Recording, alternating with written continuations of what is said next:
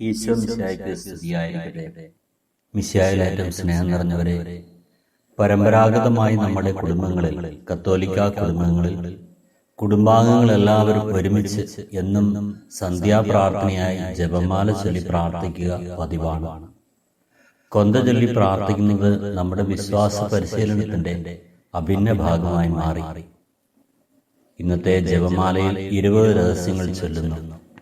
സന്തോഷത്തിന്റെ രഹസ്യങ്ങൾ തിങ്കളും ശനിയും, ദുഃഖത്തിന്റെ രഹസ്യങ്ങൾ ചൊവ്വയും വെള്ളിയും, പ്രകാശത്തിന്റെ രഹസ്യങ്ങൾ വ്യാഴവും, മഹിമയുടെ രഹസ്യങ്ങൾ ബുധനും ഞായറും ആയിട്ടാണ് വേർതിരിച്ചിരിക്കുന്നത്. ഓരോ ജപമാല രഹസ്യങ്ങളും ആരംഭിക്കുന്നത് അളവില്ലാത്ത സകല നന്മ സ്വരൂപിയായിരിക്കുന്ന സർവേശ്വര എന്ന പ്രാർത്ഥനയോടെയാണ്.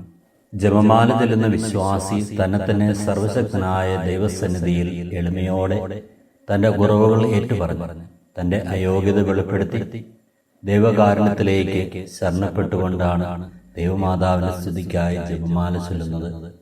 ഇങ്ങനെ അർപ്പിക്കുന്ന ജപമാല ഭക്തിയോടും ശ്രദ്ധയോടും കൂടി അർപ്പിക്കുവാൻ ദൈവസഹായം യാചിക്കുകയാണ് ചെയ്യുന്നത്.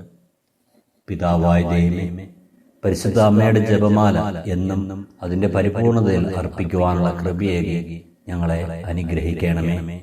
നമ്മുടെ കർത്താവ് ഈശോ മിശിഹായുടെ കൃപയും പിതാവായ ദൈവത്തിന്റെ സ്നേഹവും പരിശുദ്ധാത്മാവിന്റെ സഹവാസവും നാം എല്ലാവരിലും ഉണ്ടാകുമാറാകട്ടെ, ഇപ്പോഴും എപ്പോഴും എന്നേക്കും.